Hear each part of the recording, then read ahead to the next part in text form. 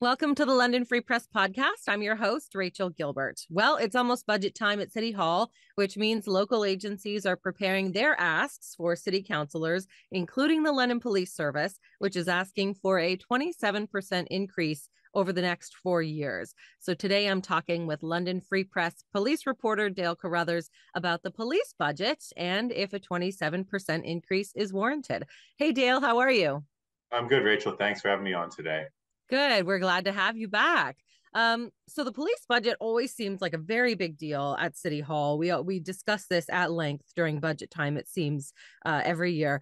27% is a big ask over the next few years. Usually, it's like kind of 4% or less for each year. This starts at 11% the first year, then 7%, then 3%, then goes back up to 4. And now I'm missing some tenths of a percentage points there. But what is all that money going to be used for? Why do the police need so much money this time around?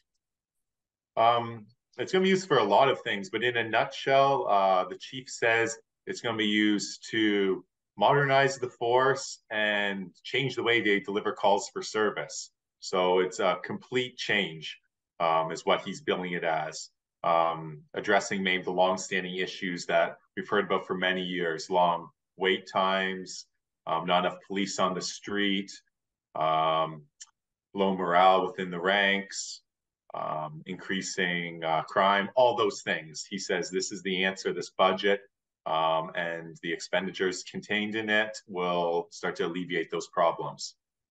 So Chief Trong has said that his number one priority as coming in as chief was public safety, and he does seem to have this emphasis, as you said, on changing the mentality of the police service and kind of doing things in a more modern way. What's a more modern way of policing? Do we know what he means by that, or has he implemented any of those kinds of changes so far since coming in as chief?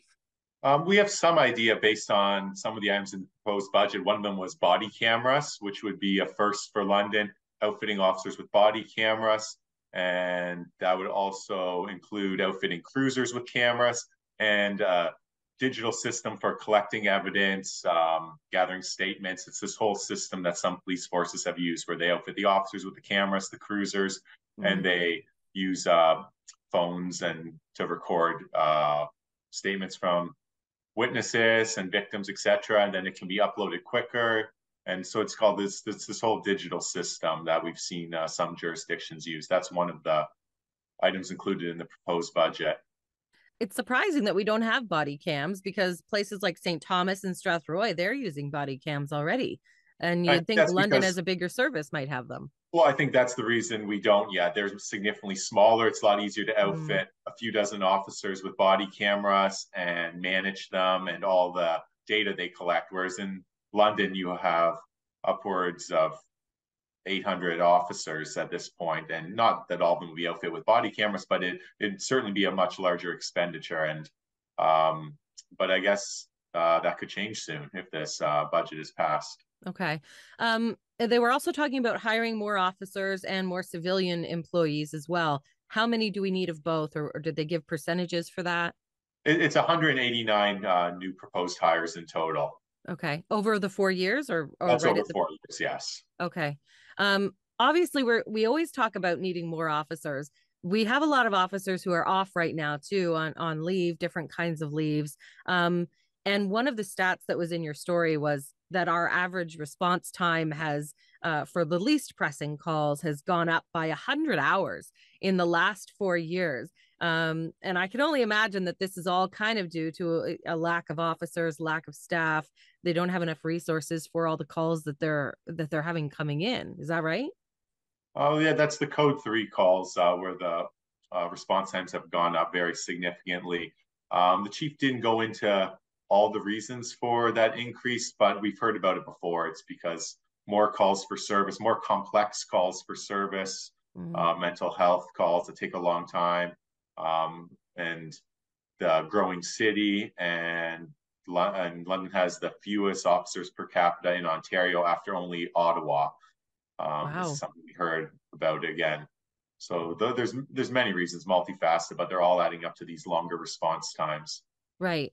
Another stat that was in your story was that London ranks third for complaints about the service. Do we know much about that? Is that because of the long response times? It's taking officers longer to get to all these calls? Yeah, so those are complaints that go to the OIPRD. Essentially, it's an independent agency that fields conduct complaints.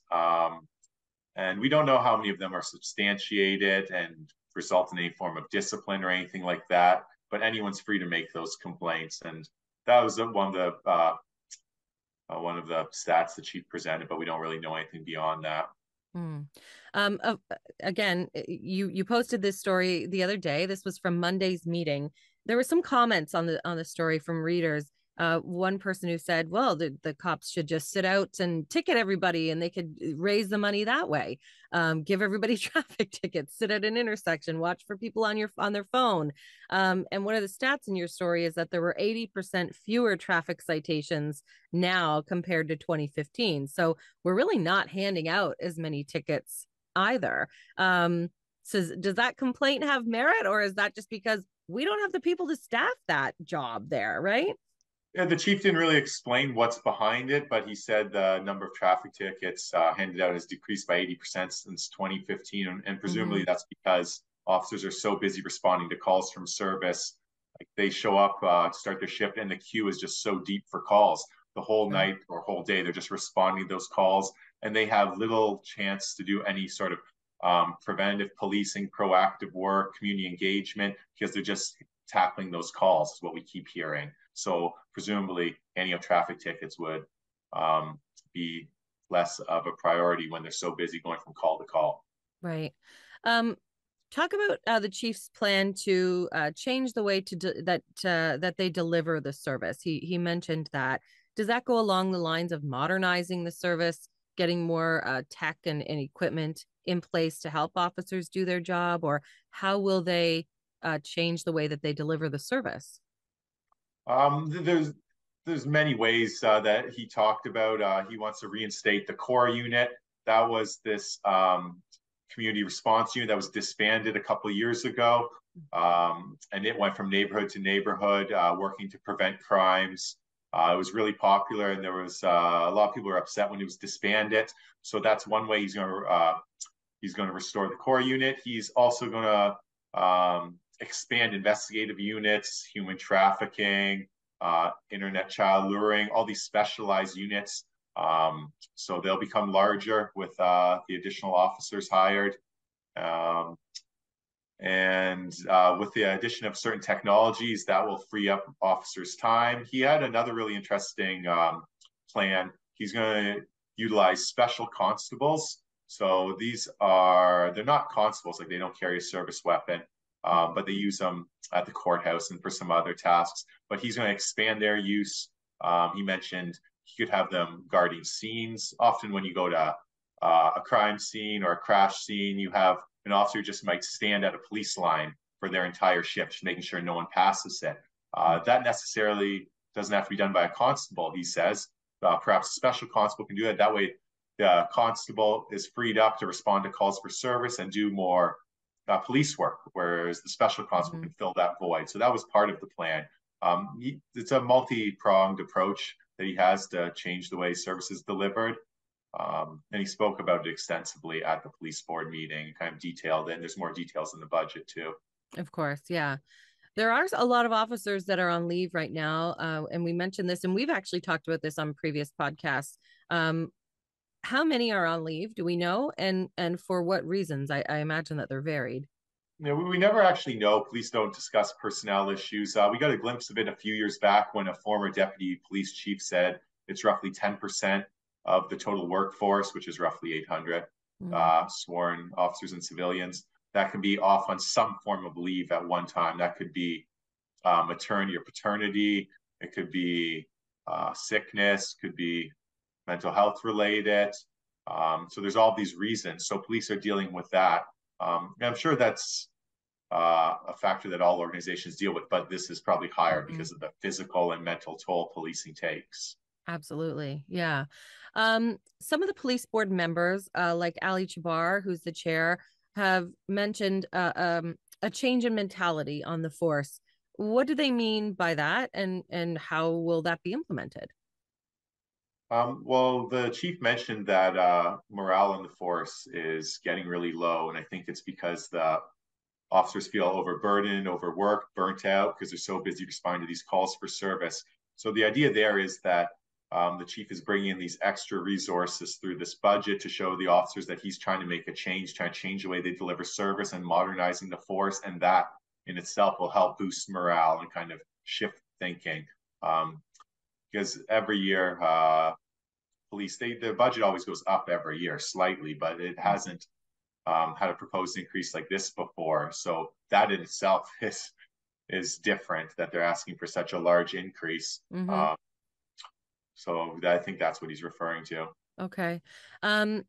Now the police board approved the budget this week unanimously, so that will now go to city council for consideration. Mayor Josh Morgan had some thoughts on the police budget and maybe how that might be received. What did he say about it?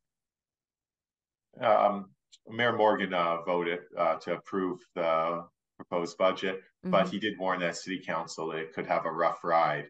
I mean, council is getting a lot of budget requests that include increases this year, and this would certainly be one of the largest, I would think. And they have to deal with A lot of tax inflation increase. elsewhere. Yeah, Yeah, tax increase. Yeah. right. So it ends up being a tax increase for our property taxes. So you can Mm-hmm. only increase that so much. So um, we'll have to see what happens there, but I'm sure we'll have a tough ride at council. And like Jabbar said, it's the job of the police board members to get out there in the community, have that conversation with people and explain why they've approved this budget and why it's important. So that's what I'm sure they'll be doing. Okay. Well, we will watch for more stories from you. I'm sure we'll have more details on the police budget in the next month or two. And we'll watch for your stories at lfpress.com on that. And of course, all of the budget issues happening at City Hall over the next month or two. Thank you so much, Dale. Thanks, Rachel.